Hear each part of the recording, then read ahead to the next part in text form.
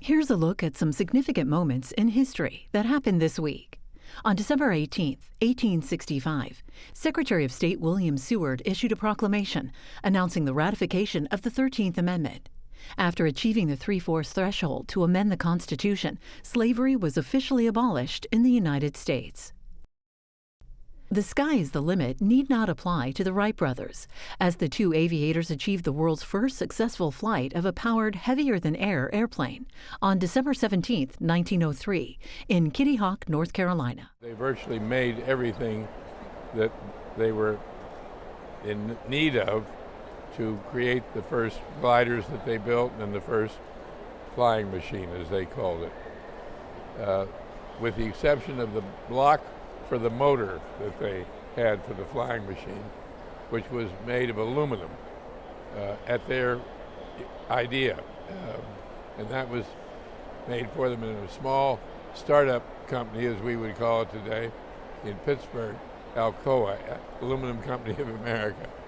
And it was the first aluminum engine ever built. And when it was first used, the block split. And rather than saying, well, I guess that's not going to work, they said, build another one. So the second one didn't split, in fact produced more horsepower than they expected.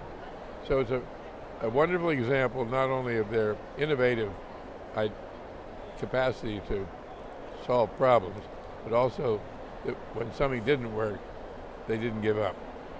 They never gave up about anything. And their perseverance against the odds is a life lesson that I think we can all benefit from.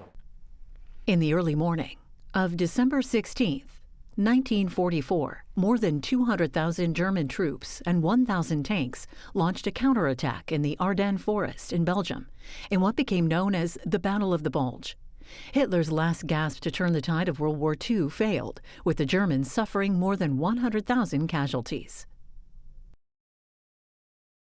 And on December 12, 2000, the U.S. Supreme Court ruled that George W. Bush won Florida in the 2000 presidential election against incumbent Vice President Al Gore.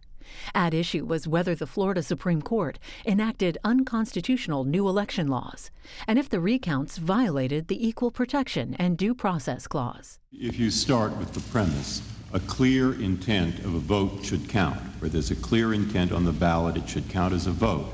Can't you reasonably get to the majority's conclusion? I don't believe so, because we know different standards were being applied to get to that point, and they were having different results. Thank you, Mr. Olson. The case is submitted. And that's a look at what happened this week in history. American History TV has programs on all of these topics in our archives. You can watch them online at cspan.org/history.